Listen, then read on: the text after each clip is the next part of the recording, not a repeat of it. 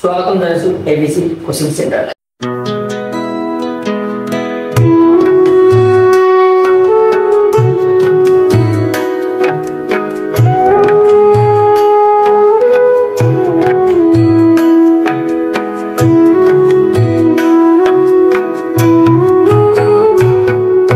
এতিয়া আমি জানিম ৰাষ্ট্ৰীয় শিক্ষা নীতিৰ বিষয়ে।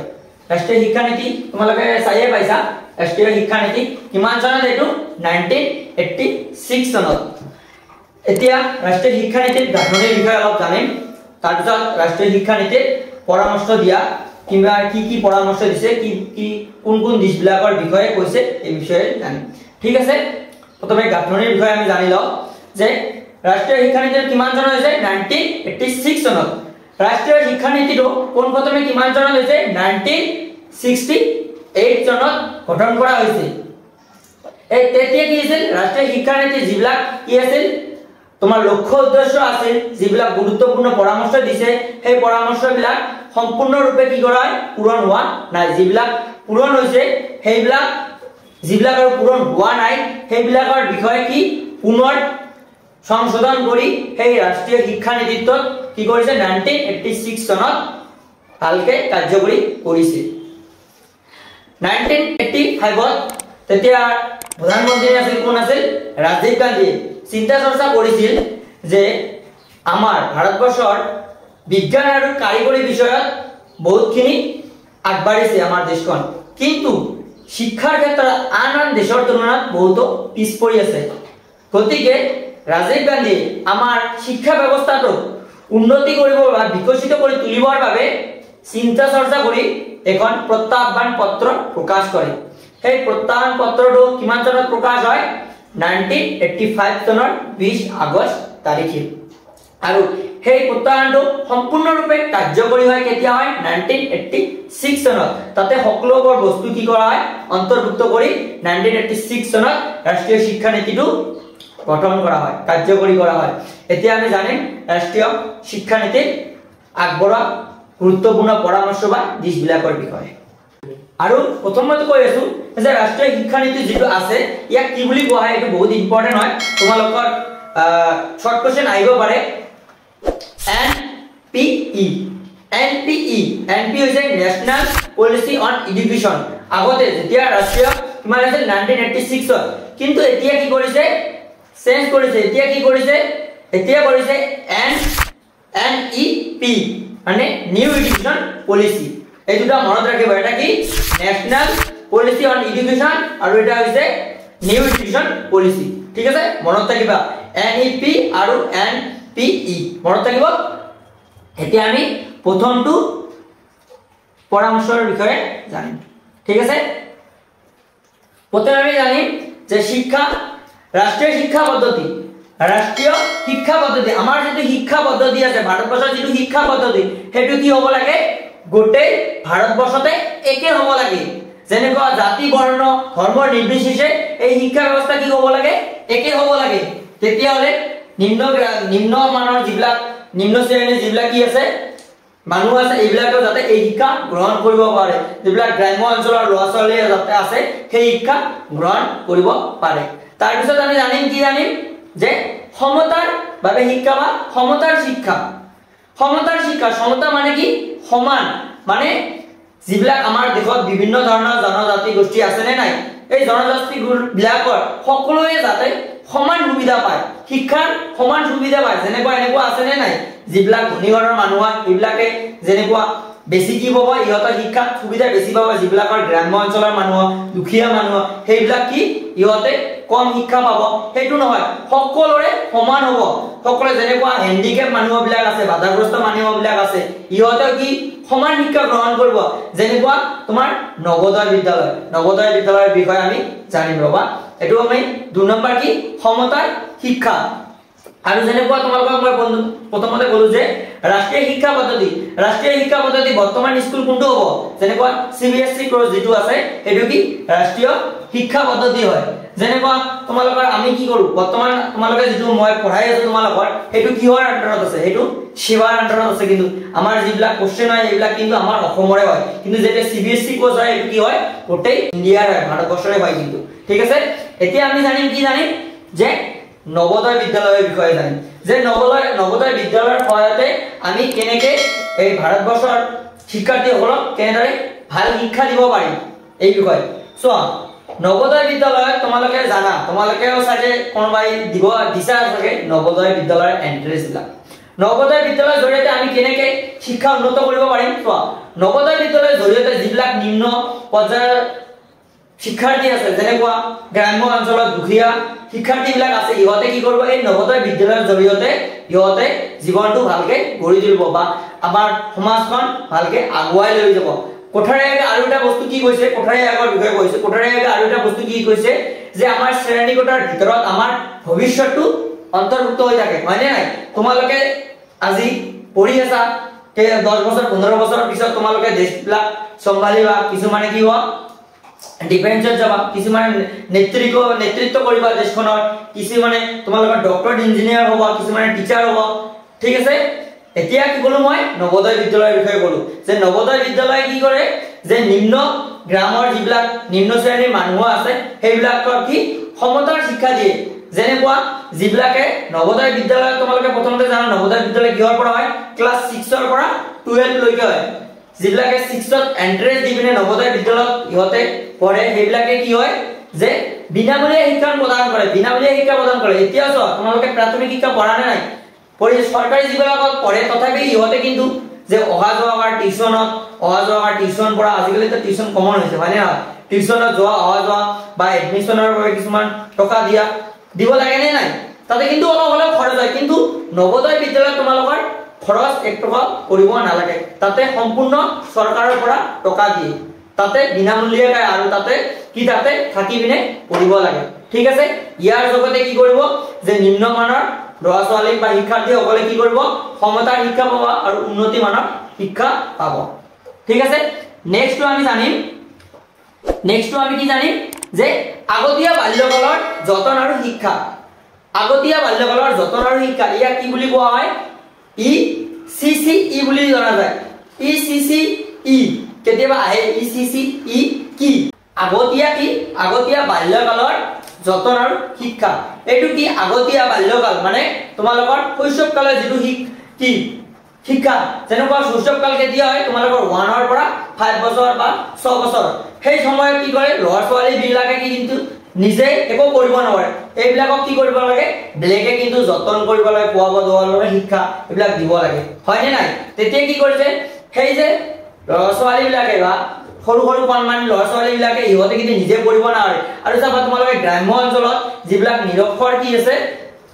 মা দেউতা আছে ইহঁতে কিন্তু কেনেকে ল'ৰা এটাৰ মানসিক শাৰীৰিক বৌদ্ধিকভাৱে বিকশিত কৰি তুলিব পাৰে ইহঁতে কিন্তু নাজানে এই কি কৈছে যে আগতীয়া বাল্যকালৰ যতন আৰু শিক্ষাৰ জৰিয়তে এটা শিক্ষাৰ্থীৰ কেনেকে আমি শাৰীৰিক মানসিক বৌদ্ধিকভাৱে বিকশিত কৰি তুলিব পাৰি তাৰ বাবে শিক্ষা এই আগতীয়া বাল্যকালৰ শিক্ষা যতন আৰু শিক্ষা ব্যৱস্থাটো কি কৰিছে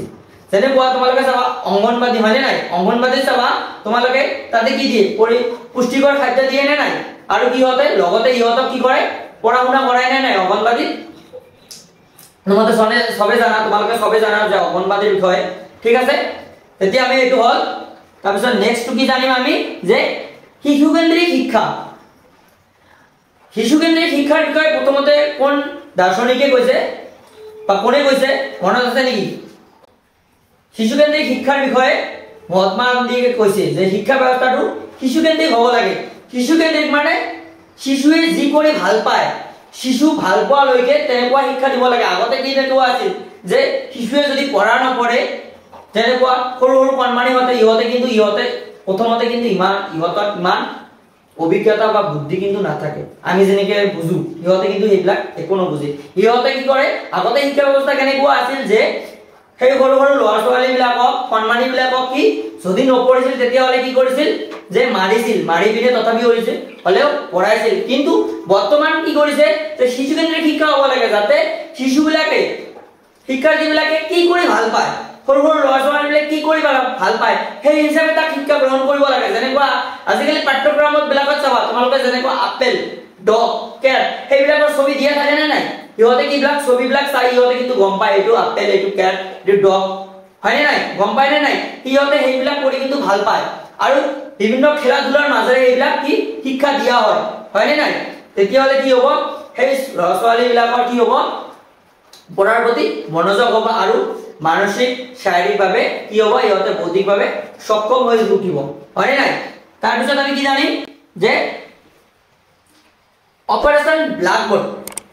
ব্ল্যাকবোৰ্ড বিষয়ে জানিম অপাৰেশন ব্ল্যাকবোৰ্ড কি হয় প্ৰাথমিক শিক্ষাত ইউজ কৰা হয় ব্ল্যাকবোৰ্ড যেনেকুৱা স্কুলত ব্ল্যাকবোৰ্ড চক ডাস্টাৰ টেবিল থাকিব নে নাই থাকিবই লাগিব আৰু কি কৰিব লাগিব যেনেকুৱা কিবিলাক ক্লাছ বিলাকত কি আছে যেনেকুৱা মেপৰ বিষয় বা বেনাৰৰ বিষয় বহুল বিভিন্ন ধৰণৰ খেল ধেমালিৰ বস্তুবোৰ কি কৰিব লাগিব অপাৰেশন ব্ল্যাকবোৰ্ড মানে ক্লাছৰুমত কি কৰিব লাগিব এড কৰিব লাগিব যিহতে ছাত্ৰ ছাত্ৰীসকলে কি হতে সেইবিলাক চাই কি কৰিব পাৰে পঢ়া শুনা কৰিব পাৰে শিকিব পাৰে যেনেকুৱা বেনাৰ এখন যেতিয়া আমি লগাই থম তেতিয়া হলে এই ছাত্ৰবিলাকে সেইবিলাক চাই চাই মনত ৰাখিব কেতিয়াবা নজৰ কৰিলে সেইবিলাক মনত পৰিব নে নাই সেই হিচাপে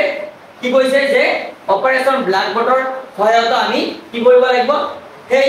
সৰু সৰু ল'ৰা-ছোৱালী বিলাকক আমি শিক্ষা দিম ঠিক আছে তাৰ পিছত নেক্সট আমি পঢ়িম মূল্যবোধৰ শিক্ষা আমাৰ মনত বা শিক্ষাৰ্থীৰ মনত হিংসা নিন্দা কুসংস্কাৰ মনত নাৰাখি কি কৰিব লাগে ইহঁতৰ মনৰ পৰা আঁতৰাই কি কৰিব লাগে যে দয়া ন্যায় তাৰপিছত কি দেশপ্ৰেম যেনেকুৱা জাতীয় আৰু সামাজিক সেৱা তাৰপিছত আন্তৰ্জাতিক সেৱা এইবিলাকৰ বিষয়ে কি কৰিব লাগে ইহঁতৰ মনত জানে এইবিলাকৰ জানে পজিটিভ হিচাপে ইহঁতে গ্ৰহণ কৰিব পাৰে তাৰ বাবে ইহঁতক শিক্ষা দিয়া মূল্যবোধৰ শিক্ষাটো কি হ'ব লাগে যেনেকুৱা মূল্যবোধৰ শিক্ষা নৈতিক শিক্ষা আৰু মই এটা কথা কৈছো বৃত্তিমূলক শিক্ষা আমাৰ বৰ্তমান সমাজত বহুত প্ৰয়োজন বৰ্তমান সময়ত আজি মূল্যবোধৰ শিক্ষা আমি পাঠ্যক্ৰমত জানো যে এইটো কৰিব নালাগে হয় নাই তথাপিও জানি পিনে আমি কি কৰো অন্যায় অত্যাচাৰ কৰো নে নাই ন্যায়ত থাকো নাথাকো মিছা কথা ক'ব নালাগে তথাপিও আমি কিন্তু কওঁ নে নাই সেই কাৰণে আমাৰ মূল্যবোধৰ শিক্ষাটো বহুত গুৰুত্বপূৰ্ণ হৈ গৈছে বৰ্তমান পৰিস্থিতিত ঠিক আছে তাৰ পিছত আমি কি জানিম পৰীক্ষাৰ সংস্কাৰ সাধন বৰ্তমানৰ শিক্ষা ব্যৱস্থা কিন্তু তেনেকুৱা কৰিছে আগত যেতিয়া আছিল তেনেকুৱা কিমান আছিল এটো ৰাষ্ট্ৰীয় শিক্ষা নীতি কিমান 1986 চনত তেতিয়া কি কৰিছে যে পৰীক্ষাৰ সংস্কাৰ সাধন এতিয়া কিন্তু বৰ্তমান এটো উপলব্ধি হৈছে বৰ্তমান শিক্ষা ব্যৱস্থাত কিন্তু এটো কাঠনি লাগু কৰিছে যেনেকুৱা শিক্ষা পৰীক্ষা আমি কি কেৱল মুখস্থ কৰি পিনে এক্সাম দি পিনে এটো কিন্তু শিক্ষা নহয় আমাৰ কি কৰিব লাগে বস্তুখিনি বিষয়বস্তুখিনি আমাৰ কি কৰিব লাগে বুজিব লাগে তেতিয়াহে আমি ভাল এটা আমাৰ ৰিজাল্ট হ'ব আৰু কি আমি যিখিনি পঢ়িছো সেইখিনি আমি কৰ্ম জীৱনত আমি কি কৰিব পাৰিম উপলব্ধি কৰিব পাৰিম বা কৰ্ম জীৱনত আমি খটাব পাৰিম মানে নাই ইউজ কৰিব পাৰিম বস্তুখিনি এই কাৰণে আমাৰ শিক্ষা ব্যৱস্থাটো কেৱল কিহৰ ওপৰত হ'ব নালাগে মুখস্থ বিদ্যাৰ ওপৰত হ'ব নালাগে হয় নাই আৰু আমাৰ পাঠ্যক্ৰমবোৰ কি কৰিব লাগে বৰ্তমান পৰিস্থিতিত যেনেকুৱা প্ৰয়োজন শিক্ষা ব্যৱস্থা সেই হিচাপে আমাৰ পাঠ্যক্ৰমবোৰ প্ৰস্তুত কৰিব লাগে তাৰ পিছত নেক্সট আমি কি জানিম যে গ্ৰাম্য বিশ্ববিদ্যালয় স্থাপন যেনেকুৱা আমাৰ অঞ্চলবিলাকত বা আমাৰ ডিস্ট্ৰিক্টত এখন কি হ'ব লাগে বিশ্ববিদ্যালয় স্থাপন হ'ব লাগে যেনেকুৱা গ্ৰাম্য অঞ্চলৰ যিবিলাকে দুখীয়া শিক্ষাৰ্থীবিলাক আছে সেই শিক্ষাৰ্থীবিলাকে কি কৰিব নোৱাৰে বাহিৰত গৈ পঢ়িব নোৱাৰে যেনেকুৱা গুৱাহাটীত গৈ আমাৰ দুখীয়া ঘৰৰ ল'ৰা-ছোৱালীবিলাকে পঢ়তে বহুত টকা পইচাৰ অভাৱত পঢ়িব বহুতে এনেকুৱা আছে পঢ়িব নোৱাৰে ইহঁতৰ দক্ষতা থাকিও পঢ়া শুনাত ভাল ৰিজাল্ট কৰিও ইহঁতে কি কৰে পঢ়িব নাথাকে যেতিয়া আমাৰ ডিস্ট্ৰিক্টত বা আমাৰ গ্ৰাম্য অঞ্চলত এখন বিশ্ববিদ্যালয় স্থাপন কৰা হ'ব তেতিয়া কি দুখীয়া ঘৰৰ ল'ৰা-ছোৱালীকে বা সকলোৱে ইয়াত কি কৰিব পাৰে উন্নত মানৰ শিক্ষা গ্ৰহণ কৰিব পাৰিব এই কাৰণে কি কৈছে যে গ্ৰাম্য বিশ্ববিদ্যালয় স্থাপন কৰিব লাগিব তাৰপিছত কি অগতানুগতিক শিক্ষা যিবিলাক ল'ৰা-ছোৱালী আছে বা যিবিলাক শিক্ষাৰ্থী আছে যে কিবা পৰিস্থিতিত পৰি শিক্ষা বাদ দিব লগা হয় যেনেকুৱা ঘৰৰ পৰিস্থিতি কিছুমান আছে মাক দেউতা ঢুকাই যায় ঘৰৰ সকলোবিলাক দায়িত্ব গ্ৰহণ কৰিব লাগে বা এনেকুৱা হয় যে বহুত টকা পইচাৰ অভাৱত কি হয় স্কুল বাদ দিব লগা হয় বা কোনোবাই আছে যে জব পোৱাৰ পিছত স্কুল বা আমাৰ উচ্চ শিক্ষা বাদ দিব লগা হয় নাই তেতিয়া কি কৰিব লাগিব সেই শিক্ষাৰ্থীসকলক অগতানুগতিক শিক্ষা প্ৰদান কৰা হ'ব অগতানুগতিক শিক্ষা কেই প্ৰকাৰ শিক্ষা আমি একাদশ শ্ৰেণীত পাই আহিছো শিক্ষা তিনি প্ৰকাৰ এটা হৈছে আনুষ্ঠানিক শিক্ষা অনানুষ্ঠানিক শিক্ষা অগতানুগতিক শিক্ষা বা অনৌপচাৰিক শিক্ষা হয় নে নহয় তোমালোকে জানা যে আনুষ্ঠানিক আৰু অনানুষ্ঠানিক শিক্ষা কি এইবিলাক আৰু নকও অগতানুগতিক শিক্ষা সেই শিক্ষাৰ্থীসকল যিবিলাকে কি আধা কৰি পিনে বা স্কুল বাদ দিব লগা হয় সেই শিক্ষাৰ্থীসকলে কি কৰিব লাগিব সেই শিক্ষাৰ্থীসকলে এই অগতানুগতিক শিক্ষাৰ জৰিয়তে শিক্ষা গ্ৰহণ কৰিব পাৰিব আৰু অগতানুগতিক শিক্ষাৰ বহুত কেইটা প্ৰকাৰ আছে যেনেকুৱা দূৰ শিক্ষা মুক্ত শিক্ষা ডাকযোগে শিক্ষা আৰু তোমালোকে চাবা যে এই অগতানুগতিক শিক্ষাটো কি তোমালোকে ঘৰতে বহি পঢ়িব পাৰিবা আৰু বহুত সুবিধাজনক হয় আৰু যেনেকুৱা আনুষ্ঠানিক শিক্ষাৰ দৰে কি নাথাকে নীতি নিয়ম নাথাকে কঠোৰ নীতি নিয়ম নাথাকে তাতে শিক্ষাৰ্থীৰ ওপৰত শিক্ষা গ্ৰহণ কৰে শিক্ষাৰ্থীয়ে যেনেকৈ শিক্ষা গ্ৰহণ কৰিব সেই হিচাপে ইহঁতৰ লক্ষ্য উদ্দেশ্যবোৰ হয় ঠিক আছে তাৰপিছত আমি কি জানিম যে সাৰ্বজনীন শিক্ষা ব্যৱস্থা যে শিক্ষা ব্যৱস্থাটা কি হ'ব লাগে সকলোৰে বাবে সাৰ্বজনীন হ'ব লাগে যেনেকুৱা 1 ৰ পৰা 14 বছৰ বয়সৰ যিবিলাক ল'ৰা ছোৱালী আছে কি বাধ্যতামূলক কি কৰিব লাগিব শিক্ষা গ্ৰহণ কৰিব লাগিব হয় নাই বৰ্তমান তোমালোকে জানা যে শিক্ষাটো বাধ্যতামূলক যে 1 ৰ পৰা 14 বছৰ বয়সৰ সকলোবিলাক ল'ৰা ছোৱালীয়ে শিক্ষা গ্ৰহণ কৰাটো বাধ্যতামূলক আৰু এটা আছে যে আৰু এটা পয়েন্ট আমি পঢ়িম যে ডিগ্ৰী নিয়োগৰ পৰা বিচ্ছিন্ন কৰা মানে যে আমি কি কৰো যে সাৰ্টিফিকেট বা ডিপ্লোমা কমপ্লিট কৰি পিনে যেনেকুৱা আমি ডিগ্ৰী কমপ্লিট কৰি পিনে কি কৰো আমি বহুত জবত বা কৰ্মস্থলত কি কৰো জব কৰো হয় নাই কিন্তু সেই হিচাপে কেনেকুৱা হিচাপে নিয়োগ কৰিব লাগে জব বিলাক বা চাকৰি বিলাক কেনেকুৱা হিচাপে নিয়োগ কৰিব লাগে যিয়ে দক্ষতা আছে অভিজ্ঞতা আছে সেই সকল ব্যক্তিক নিয়োগ কৰিব লাগে কেৱল সাৰ্টিফিকেটৰ ভিত্তিত নিয়োগ কৰিব নালাগে ডিগ্ৰী আমি কমপ্লিট কৰাৰ পিছত আমাৰ সেই বিষয়ে যদি অভিজ্ঞতা নাথাকে আমি কি যিকোনো এটা কামত যেনেকুৱা যে নহওক কোনো এটা যদি জবত আমি যদি সেই বিষয়ে একো নাজানে কেৱল ডিগ্ৰীটো কমপ্লিট কৰি আহি পিনে ইয়াক যদি নিয়োগ কৰা হয় ইয়ে কি ভালভাৱে কাম কৰিব পাৰিব কেতিয়াও নহয় সেইভাৱে কি কৰিব লাগে যে দক্ষতা বা কৰ্ম অভিজ্ঞতা হিচাপে কি কৰিব লাগে নিয়োগ কৰিব লাগে ঠিক আছে এই ক্লাসটো এইখিনিয়ে তোমালোকে যিখিনি পঢ়ালো তোমালোকে ভালকে পঢ়িবা আৰু লগ পাম নেক্সট ক্লাসত তোমালোকে যিবিলাক নতুন আহিছা প্লিজ চেনেলটো সাবস্ক্ৰাইব কৰিবা আৰু প্লিজ ভিডিওটো শেয়াৰ কৰিবা আজিলৈ 4টা ক্লাস হ'ব আৰু তোমালোকৰ দুদিন হ'ব ক্লাস তাৰপিছত এদিন হ'ব এদিন নহলে দুদিন হ'ব তাৰপিছত আমাৰ ফাৰ্স্ট ইউনিটটো শেষ হ'ব নেক্সট সেকেন্ড ইউনিটে আমি স্টাৰ্ট কৰিম অগতানুগতিক শিক্ষা স্টাৰ্ট কৰিম আৰু নেক্সট ক্লাসত আমি অসমৰ মাধ্যমিক শিক্ষাৰ বিষয়ে পঢ়িম ঠিক আছে